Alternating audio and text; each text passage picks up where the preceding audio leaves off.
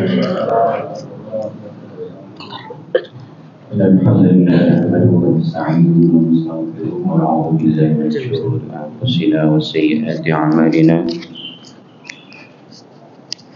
من يهده الله فلا مضل له ومن يضلل فلا هادي له أشهد أن لا إله إلا الله وحده لا شريك له وأشهد أن محمدا عبده ورسوله اللهم صل وسلم وبارك على نبينا محمد وعلى آله وأصحابه ومن تبعهم بإحسان إلى يوم الدين اللهم انفعنا بما علمتنا وعلمنا ما ينفعنا اللهم آت نفوسنا تقواها وزكها أنت خير من زكاها أنت وليها ومولاها اللهم ربنا آتنا في الدنيا حسنة وفي الآخرة حسنة وقنا عذاب النار آمين يا رب العالمين. Jemaah salat subuh hafizakumullah, moga sama-sama kita awali subuh yang barokah ini. Kita awali hari ini dengan sama-sama bersyukur kehadirat Allah Subhanahu wa taala. Alhamdulillah alladzi ahyana ba'da ma amatana wa ilaihin nusyur. Kita memuji Allah Subhanahu wa taala, di subuh ini kita diberikan nikmat oleh Allah taala bisa mengerjakan sholat subuh berjamaah. Mudah-mudahan ibadah sholat subuh yang kita kerjakan ini menjadi amal solih yang diterima dan diridhoi oleh Allah Subhanahu wa taala. Mudah-mudahan kelak akan menjadi amalan yang memberatkan timbangan kebaikan kita di hadapan Allah taala, menjadi amalan yang mendatangkan ampunan Allah. Mudah-mudahan Allah Subhanahu wa taala jauhkan kita dari siksa api neraka dan juga Allah masukkan kita semuanya ke dalam surganya. Amin ya rabbal alamin. Jamaah salat subuh hafizakumullah, masih dalam nuansa Syawal. Kami ingin mengucapkan taqabbalallahu minna wa minkum. Mudah-mudahan Allah Ta'ala terima semua amal ibadah kita, terkhusus ibadah di Ramadan kemarin.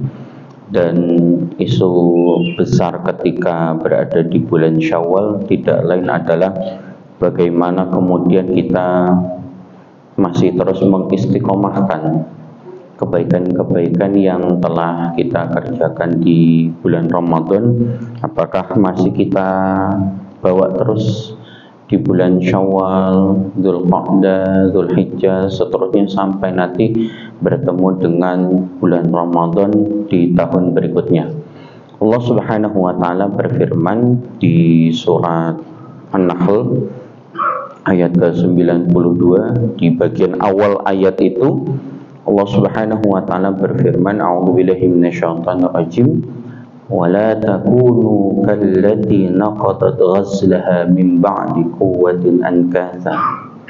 Ayat ini kalau dalam tafsir Imam Nukatsir diantaranya beliau sampaikan tentang kisah seorang wanita yang dalam riwayat namanya Ji'rona atau Ja'rona atau Ju'rona. Ada beberapa riwayat yang kalau orang mau haji, umroh yang berasal atau dia landingnya di Mekah, ambil mikotnya salah satunya ada di Ji'ronah itu.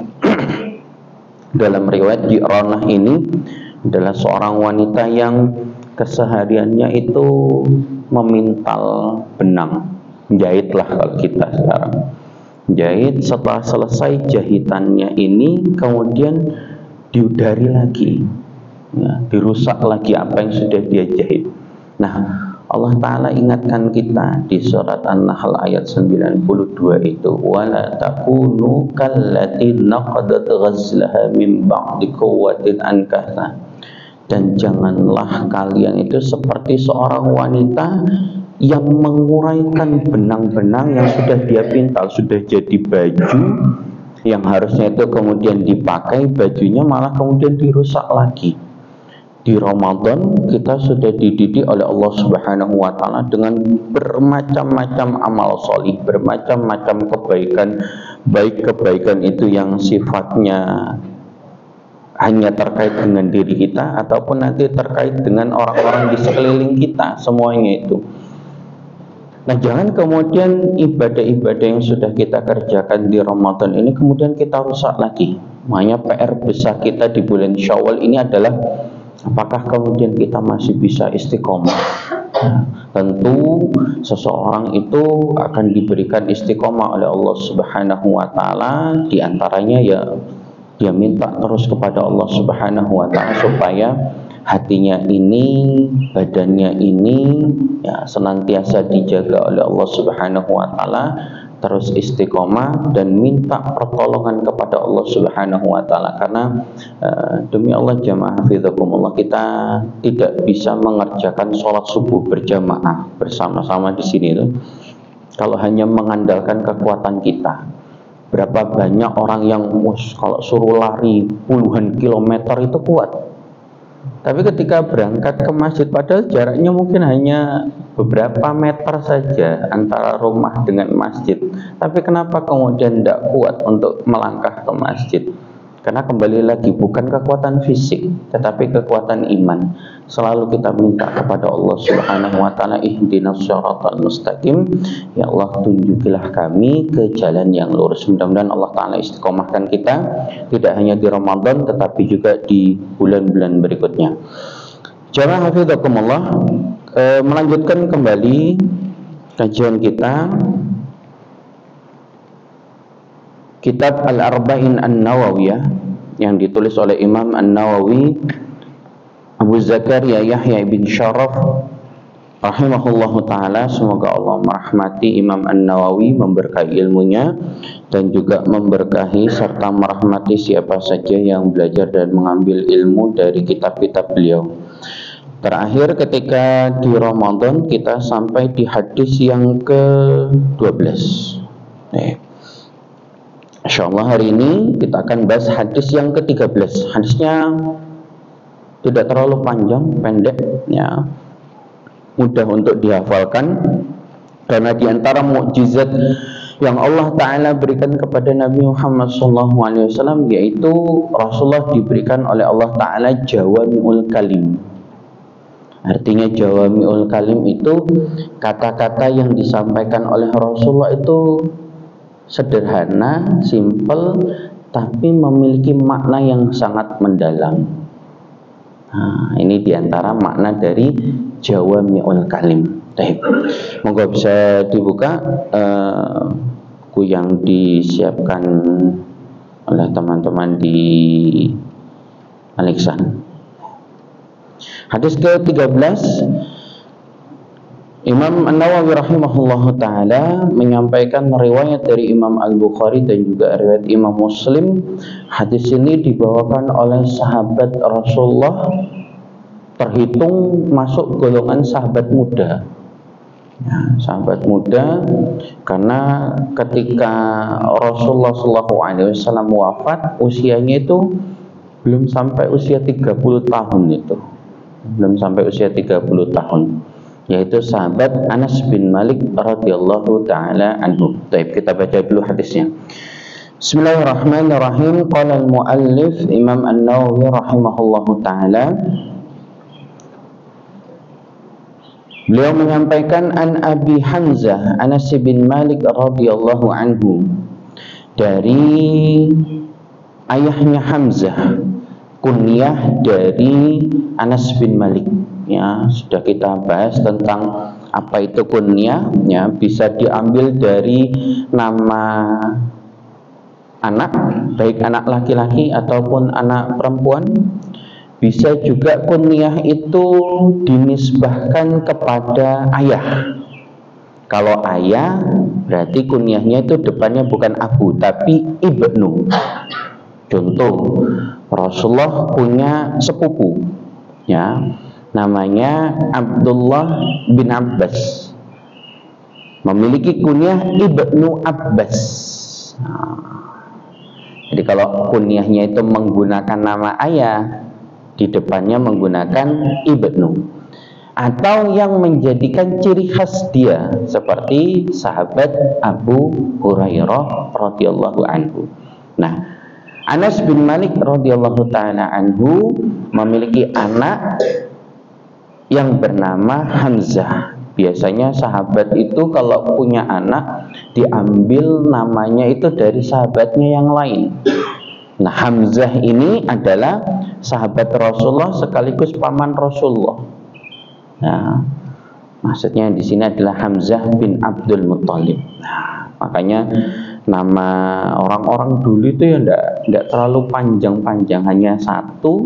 Kemudian untuk mengingat nasabnya, ya, mengingat garis keturunannya, nah, binnya itu selalu disertakan, ya.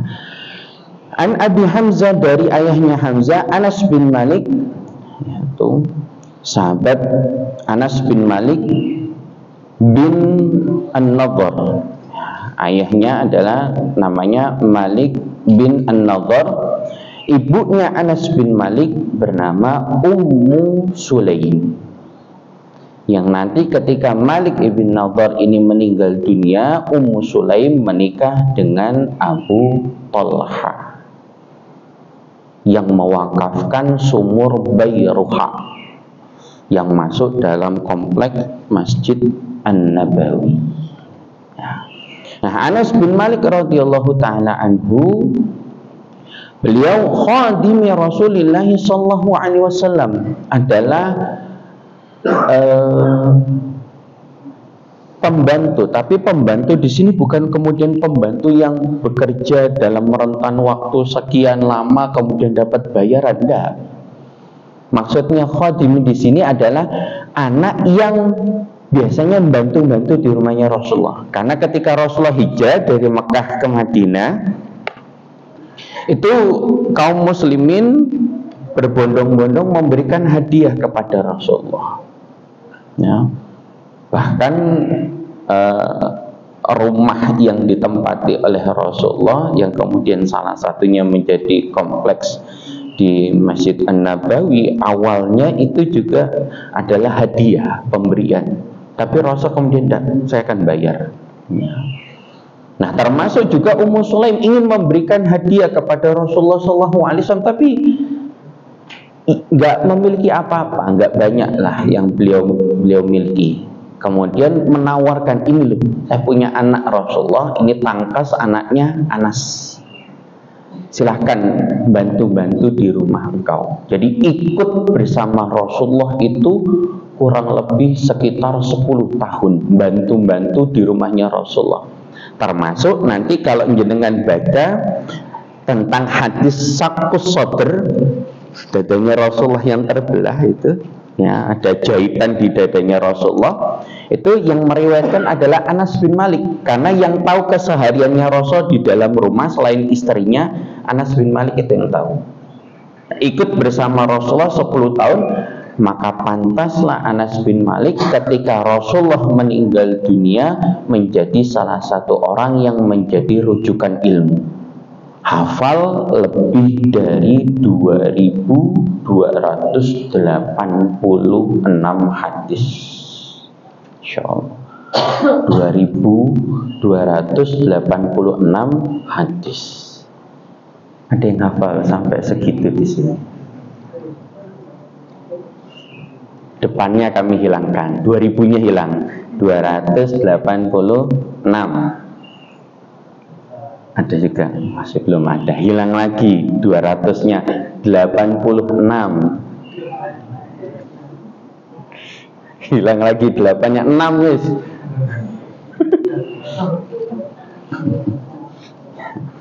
Makanya kalau kriteria hafal-hafalan itu, kalau diantara penuntut ilmu sudah nggak berbicara lagi hafal berapa juz, bukan Al-Quran lagi.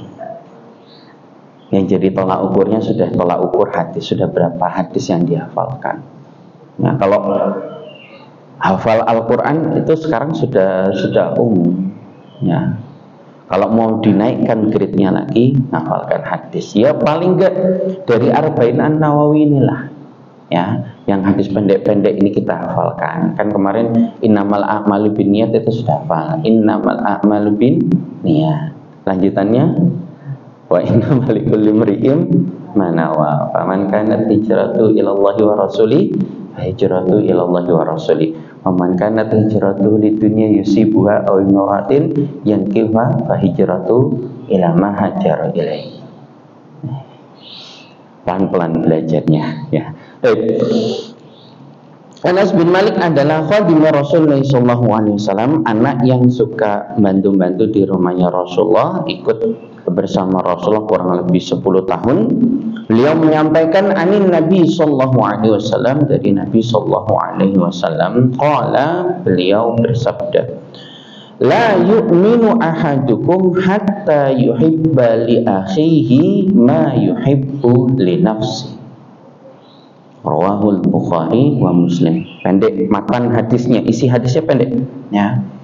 La yu'minu ahadukum hatta yuhibba li akhihi ma yuhibbu li nafsihi.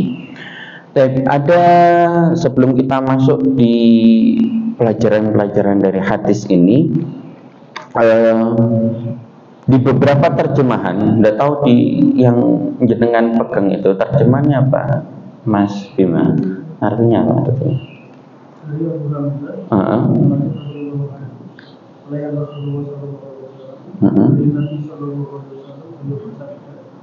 Sempurna iman seseorang di antara kamu sehingga dia mencintai saudaranya sebagaimana dia mencintai dirinya sendiri. Bukan berarti salah, kurang sempurna. Terjemahannya, la yu'minu ahadukum hatta yuhibba li akhihi ma yuhibbu li nafsi. Terjemahannya di situ ada dua huruf yang kemudian menjadi pembedanya, huruf lam sama mim itu. Ya. Artinya gini, la yu'minu ahadukum, tidak sempurna keimanan salah seorang di antara kalian, hatta yuhibba li akhihi, sampai dia mencintai untuk saudaranya. Mencintai untuk saudaranya, ma yuhibbu li nafsi, apa-apa yang dia cintai untuk dirinya sendiri. Jadi kalau mencintai saudaranya sebagaimana mencintai diri kita sendiri itu berat memang, ya, berat sekali. Tapi kalau mencintai untuk saudaranya sesuatu yang dia cintai, ini yang kemungkinan besarnya bisa kita kerjakan. Jadi mungkin dikoreksi saja atau diberikan tambahan, ya. Ini terjemahnya, la yu'minu ahadukum, tidak sempurna keimanan salah seorang di antara kalian, hatta yuhibba li akhihi, sampai dia mencintai untuk saudaranya. Hanya ada kaidah kalau dalam bahasa Arab itu ziyadatul mabna, ziyadatul makna. Ada tambahan huruf, susunannya bertambah, maknanya pun juga beda. Bahasa Arab itu seperti itu. Beda harokat saja sudah beda maknanya. Itu uniknya bahasa Arab. Makanya kita sama-sama belajar. Baik, jamaah hafizakumullah, kita pelajari, kita ambil pelajaran dari hadis ini. Hadis ini disampaikan oleh sahabat Anas bin Malik radhiyallahu taala anhu, salah seorang sahabat yang mulia, mendapatkan keberkahan bisa belajar langsung aktivitas-aktivitasnya Rasulullah selain belajar mengikuti majelisnya Rasul di masjid, termasuk di antara sahabat yang didoakan langsung oleh Rasulullah SAW. Karena ketika dititipkan oleh ibundanya yaitu Ummu Sulaim, Rasulullah SAW kemudian mendoakan Anas bin Malik ini. Nanti ini bisa dipraktekkan, ya, praktekkan, didoakan oleh Rasulullah SAW agar diberikan oleh Allah Ta'ala usia yang panjang, anak yang banyak, harta yang berkah, Insya Allah. Ya. Makanya usianya Anas bin Malik radhiyallahu ta'ala anhu itu kurang lebih sekitar hampir 100 tahun. Ya, 100 tahun. Ya. Tapi usia yang 100 tahun itu bukan usia yang main-main, tapi usia yang penuh dengan keberkahan. Makanya Rasulullah SAW ketika beliau ditanya, ya Rasulullah, ayyun nas khairun, wahai Rasulullah, manusia yang seperti apa yang terbaik itu? Rasulullah kemudian menyampaikan, khairun nas man tala umruhu wa hasuna amaluhu. Manusia yang terbaik itu adalah manusia yang diberikan usia panjang oleh Allah Ta'ala, kemudian baik amal-amalnya. Cuma kalau di kita itu kan, kalau ada yang ulang tahun, doanya cuma panjang umur saja kan. Panjang umurnya, nggak ada lanjutannya. Baik amalnya, itu tambahan kalau sekarang. Baik amalnya, ya. Kemudian didoakan juga masuk surga. Nah, Rasulullah SAW mendoakan Anas bin Malik radhiyallahu ta'ala anhu dalam riwayat Imam Al-Bukhari, didoakan oleh Rasulullah, Allahumma rzuqhu malan wa waladan wa barik lahu. Ya Allah, karuniakanlah kepada Anas bin Malik ini malan, harta, wa waladan, dan juga anak, wa barik lahu, dan berkahilah semuanya. Jadi harta dan anaknya Anas bin Malik itu adalah harta dan anak-anak yang berkah. Artinya berkah atau barokah lah kalau kita ya, sering dengarnya. Barokah itu kan kalau konotasi di masyarakat kita itu selalu kuantitas, akeh barokah, padahal tidak mesti. Barokah itu maknanya ya, wa in halat fi katsir nafa'ah. Kalau memang Allah Ta'ala berikan jumlahnya itu banyak, yang banyak ini kemudian mendatangkan manfaat. Wa in kana halat fi qalil lakafa. Kalau misalkan dia mendapatkan atau diberikan oleh Allah Ta'ala jumlahnya katakan tidak terlalu banyak, yang tidak terlalu banyak itu kemudian cukup, itu artinya barokah. Sedikit cukup, banyak manfaat, itu barokah. Ya, jadi nggak selalu barokah itu ukurannya jumlah yang banyak, enggak mesti. Harta kalau itu barokah berarti hartanya misalkan jumlahnya banyak, ya mendatangkan manfaat. Kalau katakan jumlahnya ini mungkin dalam pandangan kita itu sedikit, dia itu akan mencukupi. Ya, orang-orang tua kita dulu itu kan kadang yus makan satu piring, bukan sepiring berdua lagi. Ya, kalau anaknya 2, kalau anaknya 5, ya sepiring berlima. Tapi cukup. Sama, kami pun juga dulu ketika di pondok itu ya satu itu kadang dimakan anak 6, anak 5 ya. Dan cukup itu. Cukup. Makanya ketika minta kepada Allah harta, ya mudah-mudahan hartanya ini berkah. Kemudian di riwayat yang lain doanya Rasulullah kepada Anas bin Malik yaitu Allahumma aktsir malahu wa waladahu wa barik lahu fima a'taitahu. Ya. Allahumma ya Allah, aktsir malahu, perbanyaklah hartanya Anas bin Malik, wa waladahu, dan juga anaknya. Jadi hartanya banyak, anaknya juga banyak. Wa barik lahu, dan berkahilah fima a'taitahu, apa-apa yang engkau berikan kepada Anas bin Malik. Itu kalau kita doakan orang lain. Kalau untuk diri kita sendiri, kepingin punya harta yang banyak, anak yang banyak, berkah. Syekh Wahab Al-Qahtani hafizahullah ta'ala dalam kitabnya yang berjudul Ad-Du'a'u Minal Kitabi Was Sunnah, itu menyusun doa yang diambil memang dari kitab dan sunnah. Yang ini kembali kepada diri kita sendiri. Ya, kalau tadi Anas itu didoakan oleh Rasulullah. Tapi kalau misalkan kita ingin mendapatkan seperti yang Anas bin Malik radhiyallahu anhu dapatkan, itu juga bisa. Jadi Syekh Wahab Al-Qahtani menyampaikan, menuliskan doa, Allahumma aktsir mali wa waladi wa barik li fima a'taitani waqtil hayati ala ta'atika wa ahsin amali waghfirli. Allahumma ya Allah, aksir mali, perbanyaklah hartaku. Jadi bukan salah minta harta yang banyak, itu enggak salah. Yang salah itu kalau minta harta banyak tapi buat foya-foya, itu yang salah. Tapi kalau minta harta yang banyak kepada Allah kemudian digunakan untuk hal-hal yang bermanfaat, silahkan, monggo. Ya, kan nggak ada ceritanya mau bangun masjid terus hanya sekedar pondok dungo tok, enggak ada.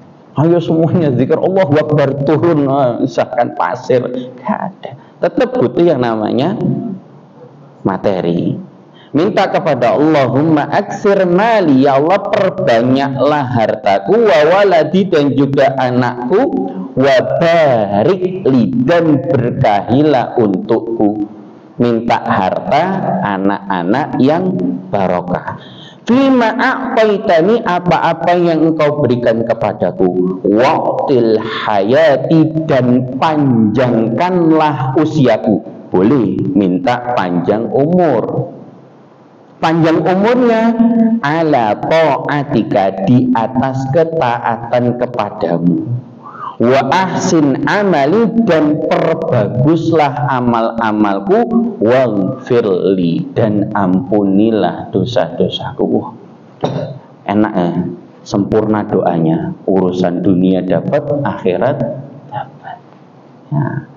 Itu diantara doa yang Rasulullah SAW doakan kepada Anas bin Malik radhiyallahu anhu. Kemudian jamaah fillah, diantara pelajaran dari hadis ini, Rasulullah SAW menyampaikan, la yu'minu ahadukum, tidak sempurna keimanan seseorang di antara kalian. Ya.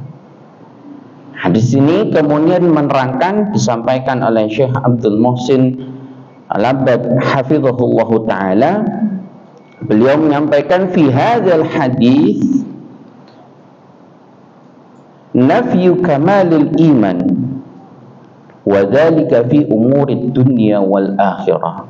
Hadis ini, kata beliau, adalah menerangkan tentang menafikan kesempurnaan iman. Artinya begini, bukan berarti kemudian hilang imannya seseorang, itu tidak. Jadi la di sini maknanya adalah an-nafyu kamalihi. Ya. Jadi ada orang kemudian memiliki iman tapi imannya ini kurang sempurna. Ya. Ada dua hal, jamaah fidakumullah, yang disampaikan bahwasannya keimanan itu ada yang an-nafyu aslihi, bisa hilang sampai akar-akarnya. Nah, hilangnya iman itu sampai ke akar-akarnya tidak lain karena seseorang melakukan kesyirikan, batal imannya. Tapi ada juga perbuatan-perbuatan yang dapat mengurangi kesempurnaan iman seseorang. Nah, yang dimaksud di hadis ini, yang dinafikan, yang ditiadakan adalah kesempurnaan keimanan seseorang. Ya. Contoh yang lain, Rasulullah SAW menyampaikan, la yu'minu man la ya'manu jaruhu bawa'iqah.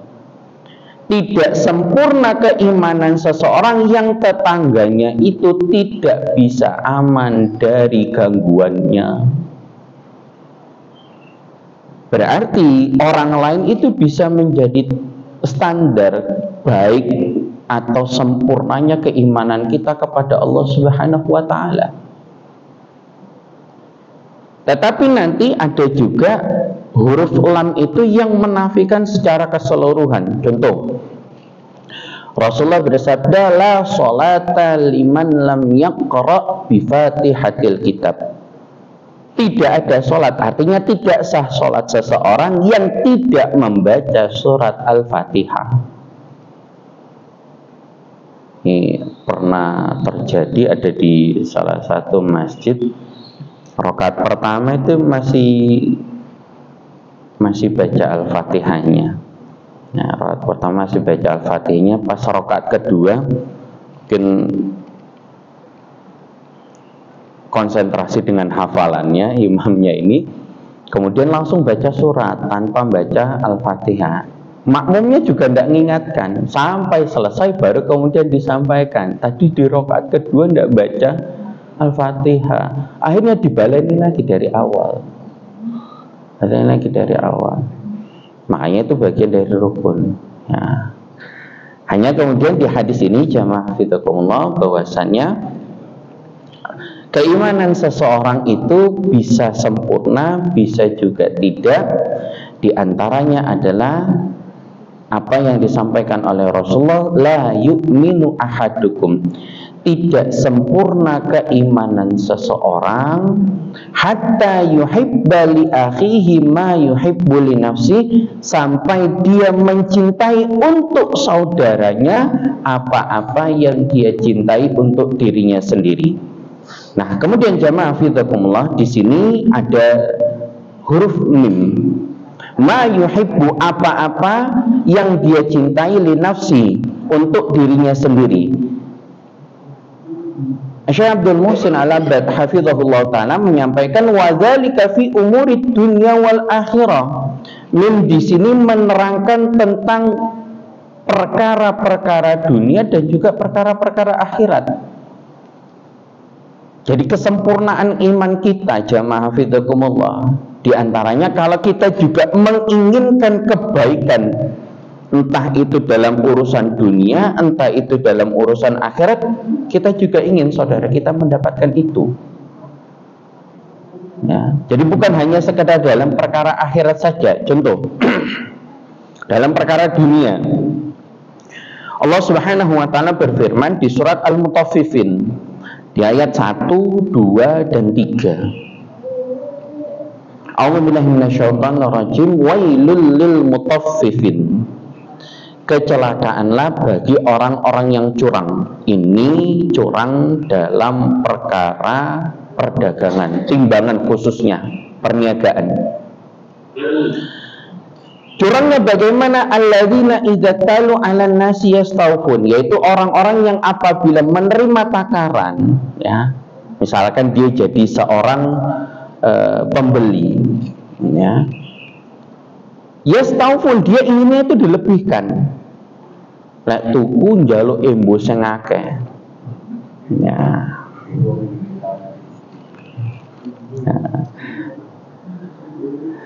Tetapi sebaliknya, wa idza kaluhum awazanuhum yuksirun, dan apabila menakar, jual untuk orang lain, yuksirun, dikurangi, dilongi.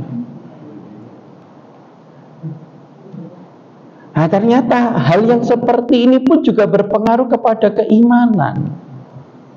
Padahal ini dalam urusan dunia. Nah, ini berhati-hati. Tidak hanya dalam urusan dunia, terkhusus dalam urusan akhirat. Di riwayat yang lain Rasulullah SAW bersabda, "Man ahabba an yuzahzaha 'anil nar wa yadkhulal jannah falta'tihi maniyatuhu wa huwa yu'minu billahi wal yawmil akhir wal ya'ti ilan nas ma yuhibbu an yu'ta ilaihi." Rawahu Muslim. Kata Nabi Muhammad SAW, siapa yang ingin dibebaskan oleh Allah Subhanahu wa ta'ala dari neraka dan dimasukkan ke surga, falta'tihi maniyatuhu wa huwa yu'minu billahi wal yawmil akhir, hendaklah dia meninggal dunia dalam keadaan beriman kepada Allah dan juga beriman kepada hari akhir. Jangan dicampuri dengan kesyirikan. Meninggal dunia dalam keadaan tidak membawa dosa syirik. Kemudian waliyati ilan nas ma yuhibbu an yu'ta ilaihi, kemudian memperlakukan manusia seperti yang ia suka diperlakukan oleh orang lain. Kita ingin diperlakukan baik oleh manusia, maka kita pun juga memperlakukan manusia dengan perlakuan yang baik dalam urusan akhirat. Menjadi tolak ukur kesempurnaan iman kita kepada Allah Subhanahu wa ta'ala. Hanya kembali jamaah fidakumullah, iman itu letaknya di dalam hati. Dan karakternya iman itu yazidu wa yanqus. Bisa bertambah, sering berkurang. Ya, bisa bertambah, sering berkurang. Apalagi godaannya sekarang itu. Bertambahnya iman jelas, yaitu dengan mengerjakan amal-amal sholih.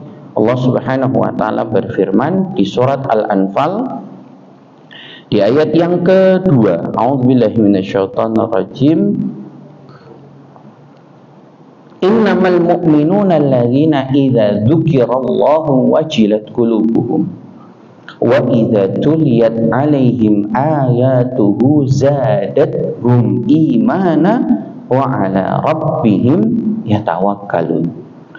Kata Allah Subhanahu wa taala, innamal mu'minuna, sesungguhnya orang-orang yang beriman itu idza dzukirallahu wajilat qulubuhum, apabila mereka diingatkan ya kepada Allah, wajilat qulubuhum, maka bergetar hatinya. Makanya dulu sahabat itu kalau diingatkan dengan sahabat yang lain tuh nggak panjang-panjang, hanya sekedar mengingatkan ittaqillah, takutlah kepada Allah atau bertakwalah kepada Allah. Itu nanti ngoreksi sendiri, aku salah opo ini.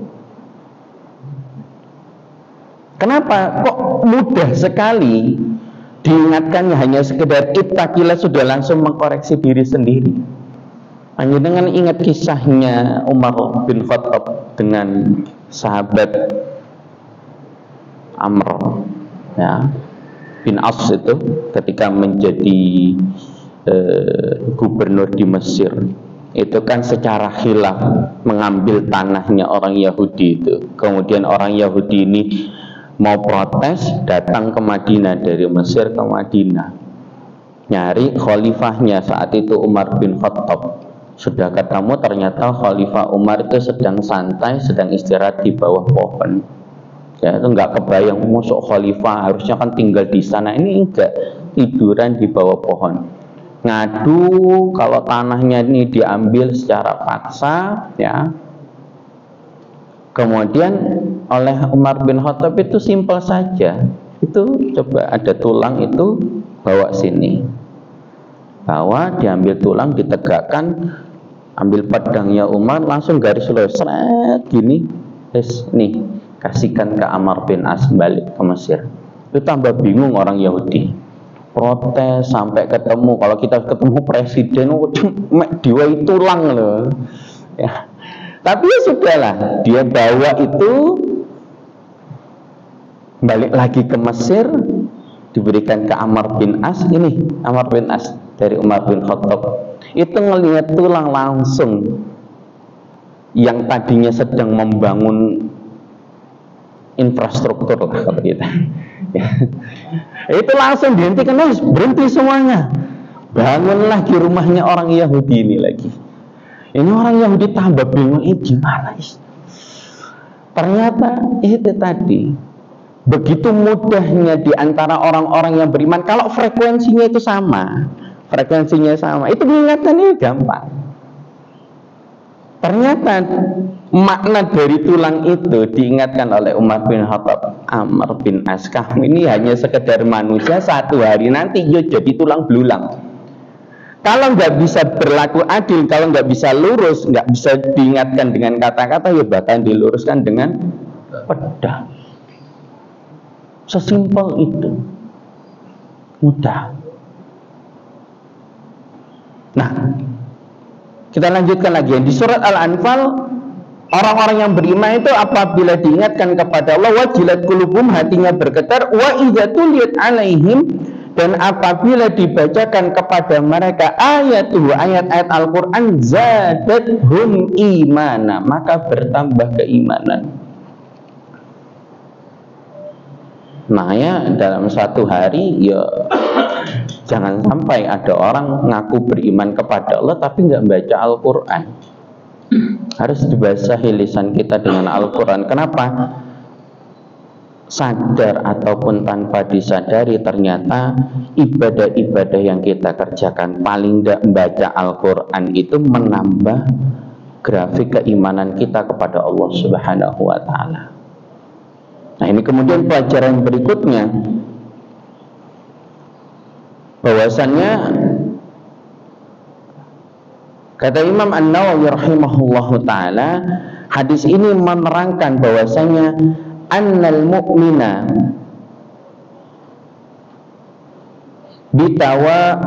bifawatuna fil iman wal imanu bid'un wa sab'una syu'bah.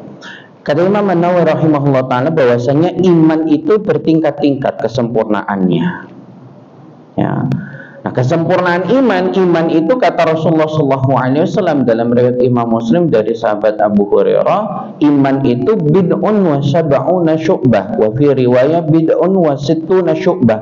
Iman itu memiliki 70 atau di riwayat yang lain memiliki 60 cabang. Fa'a'laha qaulun la ilaha illallah, cabang yang paling puncak itu adalah qaulun la ilaha illallah, yaitu la ilaha illallah. Tentu la ilaha illallah ini tidak hanya sekedar ucapan, tapi juga ada konsekuensinya. Wa adnaha, dan cabang yang paling bawah imatatul adza anit thariq, menyingkirkan sesuatu yang berbahaya, anit thariq, dari jalan. Wal haya'u syu'batul iman, dan sifat malu itu adalah bagian dari cabang keimanan. Nah, di antara kesempurnaannya iman itu tadi yang paling utama adalah la ilaha illallah, dan kita harus paham dengan konsekuensinya. Kalau yang paling gampangnya la ilaha illallah itu terdiri dari dua rukun. Ada rukun an-nafyu, meniadakan segala sesembahan, la ilaha ditiadakan dulu. Kemudian ada rukun al-itsbat, penetapan satu-satunya yang berhak disembah itu hanyalah Allah Subhanahu wa ta'ala. Itu secara simpelnya seperti itu. Tentu banyak sekali cabang-cabangnya keimanan. Nah, kemudian jamaah fidakumullah, di antara pelajaran berikutnya bahwasanya iman itu tadi yazidu wa yanqus, bisa bertambah dan juga bisa berkurang. Nah, di antara berkurangnya iman itu dengan kemaksiatan. Nah, Rasulullah SAW mengibaratkan iman yang ada dalam diri kita itu laksana baju. Ya, baju yang kita pakai ini dulu awal-awal beli itu kan warnanya masih cerah, ya, masih belum ada yang bolong-bolong misalkan, ya. Tapi setelah 5 tahun dipakai, ya, apalagi yang usia sampai 10 tahun bajunya itu, wah, tentu keadaannya tidak seperti awal ketika membeli. Rasulullah menyampaikan al-imanu la yakhluqu kama yakhluqu thawbu ahadikum. Iman yang ada dalam diri kalian itu bisa usang, ya, bisa rusak seperti rusaknya baju, seperti usangnya baju, warnanya sudah mulai pudar. Makanya Rasulullah kemudian mengajarkan kepada kita, memerintahkan kepada kita, fas'alullaha an yujaddida imana fi qulubikum, maka mintalah kepada Allah Subhanahu wa ta'ala agar senantiasa keimanan kita itu diperbarui oleh Allah Subhanahu wa ta'ala. Nah, jadi bukan hanya sekedar HP saja yang di-upgrade itu. Iman ini juga harus di-upgrade, diperbarui. Minta kepada Allah Subhanahu wa ta'ala agar iman yang ada dalam diri kita, di dalam hati kita itu senantiasa diperbarui. Sahabat Amr bin Yasir radhiyallahu ta'ala anhu itu, beliau senantiasa berdoa minta kepada Allah Subhanahu wa ta'ala. Di antara doanya ini beliau panjatkan di akhir tasyahud sebelum salam, karena ini termasuk di antara waktu-waktu mustajab yang kita sudah pernah bahas di hadis urutan ke-10. Amr bin Yasir radhiyallahu ta'ala anhu, beliau berdoa minta kepada Allah Subhanahu wa ta'ala, Allahumma zayyina bizinatil iman waj'alna hudatan muhtadin. Ya Allah, mohon hiasilah kami dengan perhiasan keimanan, ya. Waj'alna, dan jadikanlah kami hudatan, orang yang mendapatkan petunjuk, muhtadin, dan juga orang yang memberikan petunjuk. tidak hanya sekedar baik untuk diri kita sendiri, tapi juga memberikan kebaikan kepada orang lain. Dijelaskan oleh para ulama apa makna dari zinatul iman, perhiasan keimanan. Diantaranya zinatul imana fi qalbi, perhiasan iman yang ada di dalam hati adalah at-tauhid, ketauhidan kepada Allah Subhanahu wa taala. Kemudian perhiasan keimanan yang ada di lisan adalah zikrullah, senantiasa berzikir kepada Allah. Dan perhiasan iman bil jawari, dengan anggota badan adalah senantiasa mengerjakan amal soleh, minta kepada Allah Subhanahu wa taala supaya hati kita senantiasa dihiasi oleh Allah taala dengan perhiasan keimanan. Iman yang ada dalam diri kita senantiasa diperbaharui oleh Allah Subhanahu wa taala. Kemudian jamaah fizakumullah, pelajaran yang terakhir dari hadis ini, dari hadis Anas bin Malik radhiyallahu anhu ini, Imam Rajab Al-Hambali rahimahullahu taala menyampaikan hadal hadis Anas bin Malik ini yadullu ala annal mu'mina yasurruhu ma yasurru afahul mu'min wa yuridu li akhihil mu'min ma yuriduhu li nafsihi min khairin. Yaitu hadis ini menerangkan bahwasannya orang yang beriman itu senang apabila saudaranya, yaitu yang sama-sama beriman itu, mendapatkan sesuatu yang baik. Wa yuridu li akhi, dan menginginkan untuk saudaranya yang mukmin itu ma yuridu li nafsihi min khairin, apa-apa yang dia dapatkan untuk dirinya dari kebaikan. Makanya jamaah hafizakumullah, ada dua hal ya. Ada yang disebut dengan hasad, ada yang disebut dengan ghibthah. Kalau hasad itu orang lain dapat kebaikan tapi kita tidak suka. Nah, misalkan beli kendaraan baru, alah paling oleh utang, misalkan. Atau muga-muga kok sak minggu bane meledos, misalkan. Itu hasad, itu jelek, itu jangan. Ya. Tapi yang boleh adalah ghibthah. Orang lain mendapatkan kebaikan, kita juga ingin mendapatkan kebaikan. Makanya dua yang boleh, ya, yang boleh kita iri kepada orang lain. Rasulullah menyampaikan la hasada illa fisnatain. Tidak boleh hasad kecuali ke dua jenis orang, yaitu orang yang diberikan harta oleh Allah Subhanahu wa taala, kemudian hartanya digunakan untuk kebaikan. Ya, lihat ada orang masya Allah sekali infak langsung 100 juta misalkan, wah, infak masya kepingin bisa kayak gitu, ya, pengen bisa kayak gitu, ya.